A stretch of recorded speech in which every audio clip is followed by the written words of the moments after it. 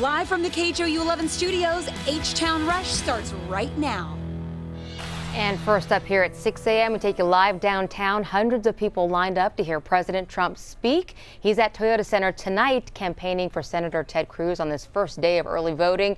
We're live in the center of it all, just over 12 hours out from Trump's stop right here in Houston. Good morning, everybody, and welcome to H-Town Rush. I'm Lisa Hernandez. And I'm Russ Lewis. At 6 o'clock, Congressman Beto O'Rourke also in town today as early voting gets going. Let's get right to our live poll this morning. Yes, we're asking, will the president's presence here in Texas help the Cruz campaign or hurt it? You can grab your phone. You can join the conversation. Head over to khou.com/vote now, or you can use our app to weigh in on that as well. We're checking the results all morning. You know, I think political experts will tell you that these rallies aren't really meant to convince people. It's to bring out your core supporters and make sure they get out to vote. Right. And that line is long outside Toyota Center right now. So in that case, I would assume it would help. And O'Rourke being in town, talking to people will help him with his core supporters. Right. So.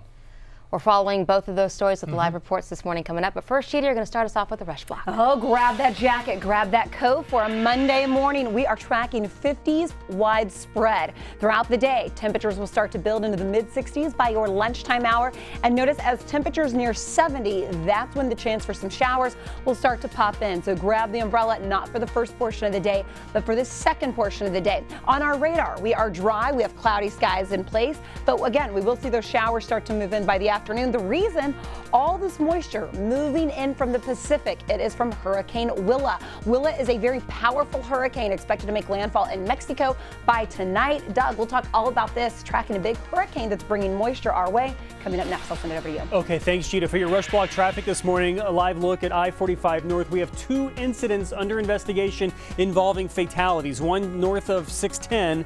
This is in the northbound frontage road. The other one's impacting a couple of lanes southbound as you approach Beltway 8. Look at Houston TransStar here. You can see now it looks like about 4 lanes are getting by. It's adding maybe 10 or 15 minutes to your commute. You might want to take the Hardy Toll Road. Coming in elsewhere, Pin Oak downtown on the Katy Freeway, looking about normal. It's not too bad. 65 miles per hour, 290, 249, also moving nicely. Lisa, coming up in a few minutes, we'll talk about some of those closures around the Toyota Center for Trump's arrival today. All right, Doug, got it. Thank you. Breaking news right now, a case of road rage may have led to a deadly crash. HPD is looking into a fight between 2 drivers who then got into their cars and took off. They ran a red light and collided with a van. The driver of that van that crossed traffic was killed. This happened at Airline and North Freeway. 6 other people were injured. Tonight, President Trump rallies for Senator Ted Cruz at Toyota Center. Our Stephanie Whitfield is out there this morning. And Stephanie, a lot of people lined up all ready for this. They've been there all night. Yes, people showed up early to make sure they could get in today. These folks right behind me got here around 4 a.m., but the people at the very beginning of the line got here at 10 a.m. yesterday. Now take a look at some video from last night. People have been streaming in, literally showing up by the busload more than 24 hours before President Trump expected to arrive here. Now his appearance in Texas is to support Ted Cruz on this first day of early voting. So many people showed up to camp out here. Houston police and the Trump campaign had to adapt their plans at the last minute. Police closed streets hours earlier than planned last night, and the Trump campaign announced they're now holding a big Texas tailgate outside.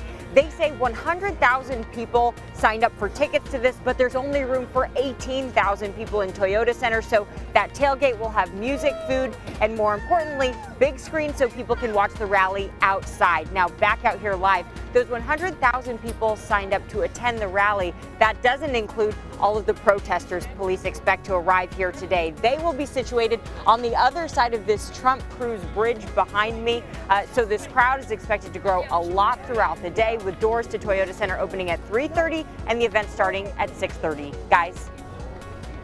All right, thank you, Stephanie, very much. Plenty of Beto supporters also up early this morning. Want to give you a live look. This is a polling location in Montrose, and some of his supporters have been camped out there overnight. They're waiting to meet the congressman. O'Rourke will drop by 8 polling places around town today. Early voting, by the way, runs through November 2nd across Texas. Your Rush Block continues with the day's other big stories, starting with the heated debate in District 7. A tight race for Congress right here in Houston. Republican incumbent John Culberson debated Democrat Lizzie Fletcher. The two went back and forth on everything from life after Harvey to border security.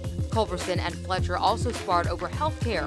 hoping to sway voters in District 7 in Bel Air and parts of Houston's west side. Turkey is preparing to release its investigation into the death of journalist Jamal Khashoggi. It comes just days after Saudi Arabia admitted he died in their Istanbul consulate. The Saudis are calling journalist Jamal Khashoggi's killing a rogue operation. The Saudis initially denied his death entirely. They now say it was a result of a fight that broke out during an interrogation. President Trump plans to speak with Saudi's crown prince soon. 5,000 Honduran migrants are on the move, hoping to reach the United States. The migrant caravan entered Mexico yesterday after being blocked by police. President Trump says the migrants won't be allowed into the U.S. Watson to Hopkins. He's got it. Touchdown! The Texans roll on the road. Houston beating Jacksonville yesterday, extending their winning streak to 4 games. They topped the Jags 20-7 to go to first place in the AFC South. They play the Miami Dolphins on Thursday Night Football. And that is your Rush Block. Let us know what's happening in your world. Just tweet us using the hashtag HTownRush. All right, we're going to stick with the Texans this morning and some action off of the field that has a lot of people talking online this morning. While the teams were playing, there was a nasty fight up in the stands. Doug's here talking about what exactly happened. Doug? Yeah, I'm going to warn you, this is really tough to watch. Now, despite that, it's really taking off on social media. A lot of comments, a lot of shares on our Facebook page overnight. It's also being shared by others on Twitter. We do not know exactly what happened, but it's clear there was some kind of serious argument between a couple of Texans fans sitting in the crowd yesterday in Jacksonville. Then it went from just words to something much worse.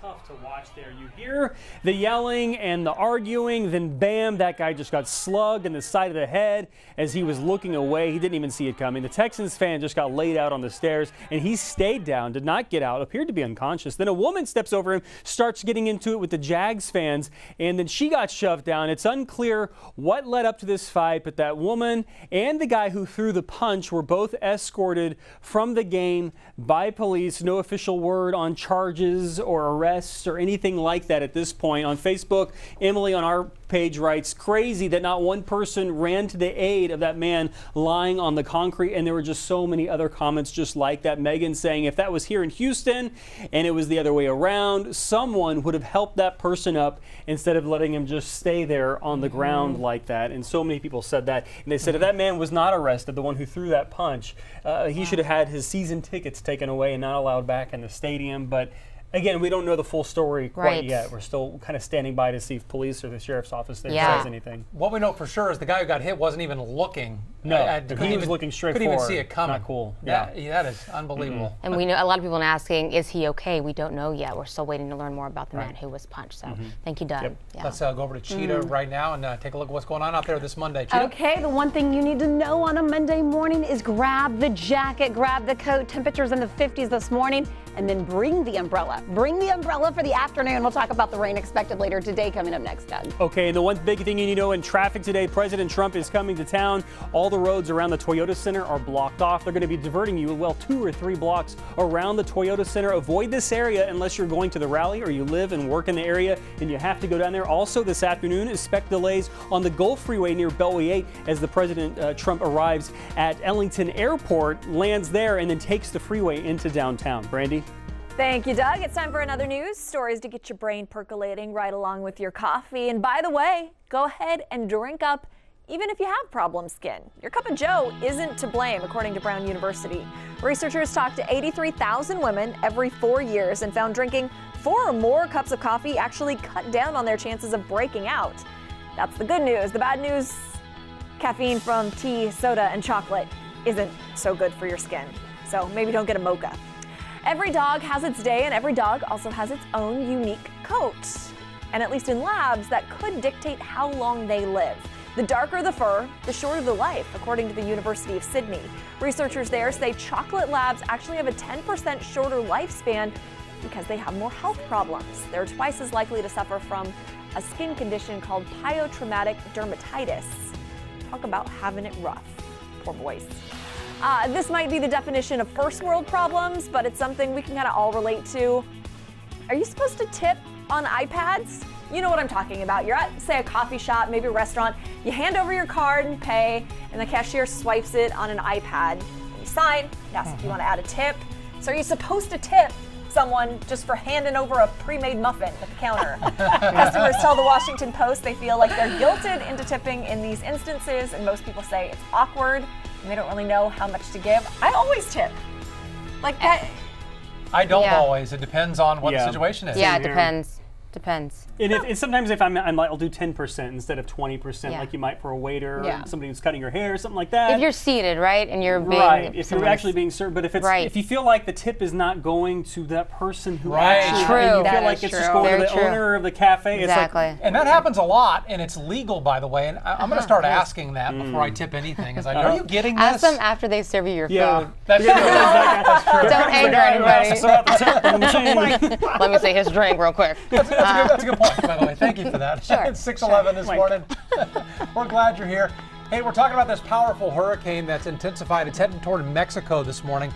We'll see what damage we can expect from Willa this week as it approaches the coast. Midterm elections are just a few weeks away, and the money is pouring in for our heated Senate race. So how big of a role does money play in that battle? We break down the why for campaign fundraising. Plus, Chinedu's here to play Monday morning quarterback. His take on the big Texans win. And he's playing Blake Bortles right now, I think. We'll see.